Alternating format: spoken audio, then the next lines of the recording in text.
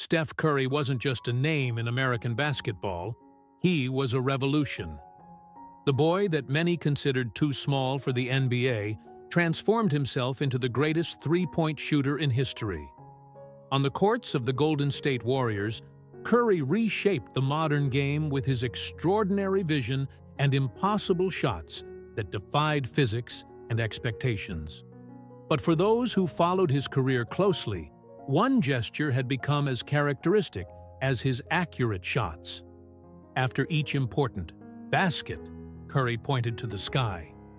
A silent yet powerful declaration that his faith occupied the center of everything he did. It wasn't just a ritual, it was the essence of who he was. "I play for an audience of one," Curry used to say, referring to God. This wasn't a catchphrase for interviews, but a principle that guided every step of his life. In victory or defeat, in injuries that almost interrupted his career, or in moments of glory with multiple NBA titles and MVP trophies, his faith remained unshakable. The Chase Center in San Francisco was buzzing that playoff night. The Warriors had just secured a crucial victory in the Western Conference semifinal, with Curry scoring 38 points, including a decisive three-pointer in the final seconds. The press room, located 2 floors below the main court, was packed with journalists, cameras, and microphones, all anxious for the moment when the star would appear. Behind the scenes, Marcus Reynolds adjusted his digital recorder. A reporter for the portal Hard Sports Truth, Reynolds had built his reputation by questioning the dominant narrative of sports. His confrontational style had earned millions of views and a legion of followers on social media. Known for not sparing anyone, especially religious athletes, Reynolds had spent weeks preparing an approach that would certainly generate controversy. "He's coming," whispered a photographer when the side door opened. Curry entered the room with his characteristic calm demeanor, still wearing his sweat-soaked uniform. His gaze reflected the mixture of exhaustion and satisfaction after an exceptional performance. He sat down before the forest of microphones, thanked everyone for their presence with a genuine smile, and prepared himself for questions. What nobody knew was that routine interview was about to transform into one of the most impactful moments of Curry's career off the court. A moment that would transcend basketball and touch millions of people around the world. Reynolds observed attentively, waiting for his turn, the perfect moment to launch the question he had been carrying for so long. The press conference began with the usual ritual of technical questions. Veteran journalists, with their notebooks open and pens in hand, competed for the attention of the Warriors' media coordinator, who distributed speaking opportunities with discreet nods. "Steph, can you talk about that three-pointer in the last seconds?" "What did you discuss during the last timeout?"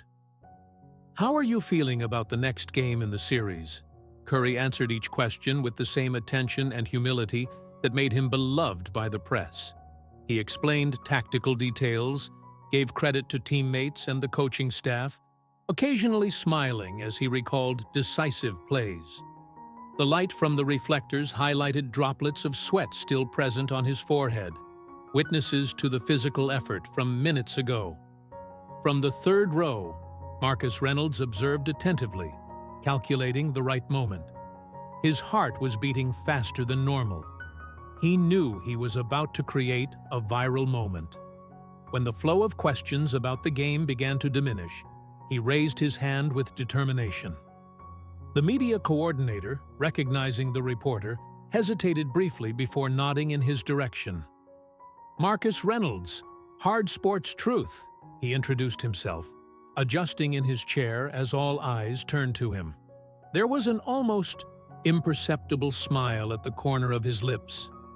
"Steph, after so many years pointing to the sky and thanking God for your victories, don't you think it's time to recognize that your talent is solely the fruit of your work and genetics, and not of an imaginary being?" The sound of abrupt breaths filled the room. A veteran journalist widened her eyes, her notepad slipping to the floor with a dull thud that echoed in the sudden silence.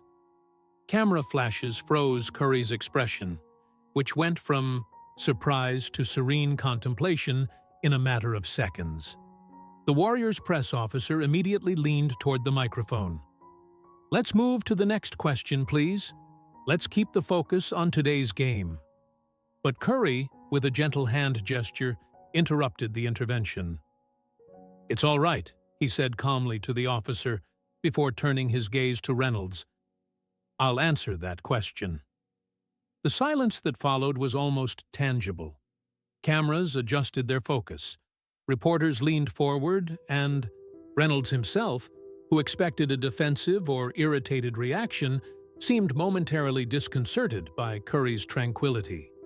While organizing his thoughts, Curry breathed deeply. In his mind, memories passed of countless conversations with his father about faith and perseverance, of prayers before games, of moments of doubt during his recurring ankle injuries. It wouldn't be the first time his faith was questioned, but something in this provocation, at this moment, demanded a response that transcended the typical debate between belief and skepticism.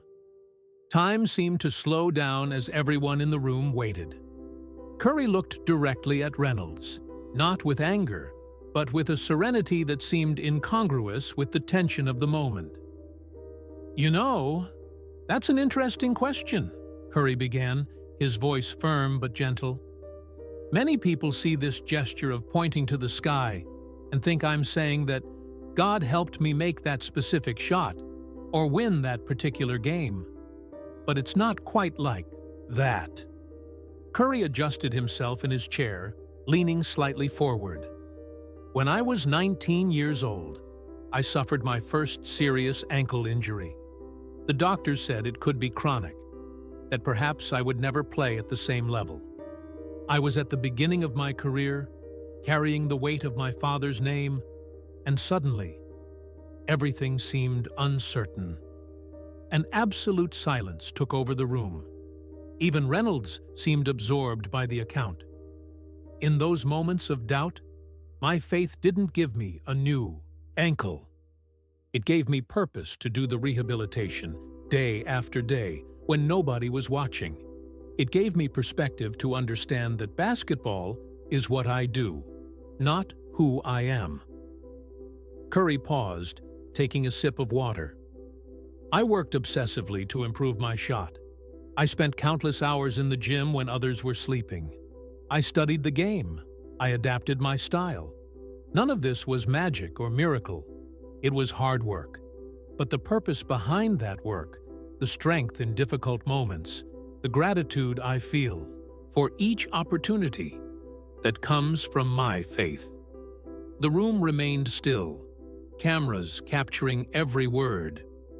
"The same faith that sustains me in defeats is what inspires me to create the Curry Foundation, which has already built drinking water wells in developing countries and supports children in vulnerable situations. I don't point to the sky because I think God favors the Warriors, or because I believe He cares about the score. I point because I am grateful for the gift of life, for the privilege of playing this game, for the platform I have." Curry then did something unexpected. He smiled at Reynolds. "I respect your question and your perspective, Marcus. You have every right to see the world through your own lens. I'm not here to convert anyone or prove that I'm right. I'm just being authentic about who I am." Murmurs of approval ran through the room. Some journalists exchanged impressed looks.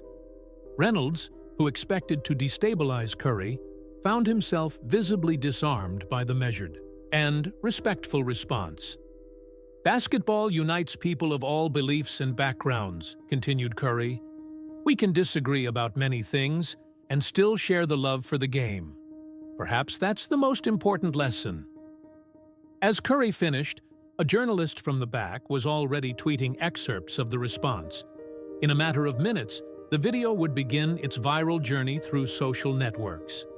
Even before Curry left the podium, his response was already reverberating far beyond the walls of the Chase Center.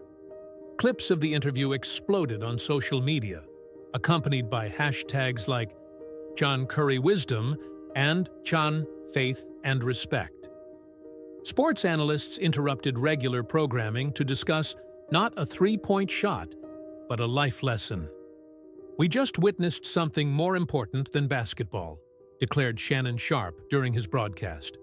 LeBron James, Curry's historic rival on the courts, tweeted, "Adversaries in the game, united in respect.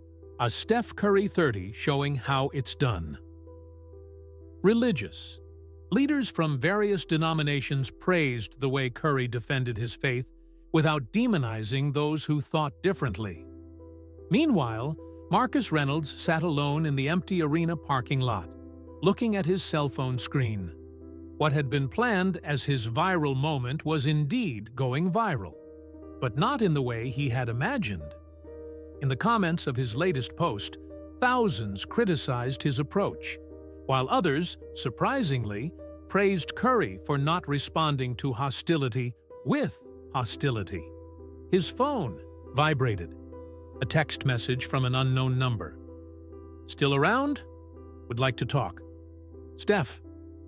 30 minutes later, in a private room of the sports complex, Reynolds found himself face-to-face with Curry. Without cameras, without microphones. "Why did you ask that question?" asked Curry, with no accusation in his voice. Reynolds hesitated. "Honestly, for engagement, clicks, virality." He took a deep breath. "Maybe also because I grew up in a religious environment that hurt me. I projected that onto you." "I understand that more than you imagine," replied Curry. "Faith can also be misused. I've seen people using religion to judge, exclude, even manipulate. That's not what I believe I represent." The conversation continued for almost an hour. They didn't reach a consensus on spirituality, nor was that the objective. But they found something equally valuable: mutual understanding. 3 weeks later, ESPN presented a special segment. Curry and Reynolds, sitting side by side, discussing the incident and what came after. It wasn't a retraction or a conversion, it was a genuine dialogue about personal convictions, respect, and the possibility of disagreeing without disrespecting. "What I learned," said Reynolds during the interview, "is that we can question beliefs without attacking those who hold them." The lasting impact of that moment transcended sports. In schools, universities, and even businesses, the video of Curry's response was used as an example of respectful communication in polarized times. On the night of the decisive finals game, when Curry made his now famous gesture of pointing to the sky after the winning basket, something had changed. It was no longer just an expression of his personal faith. It had also become a symbol of authenticity in a world that frequently confuses firmness with hostility.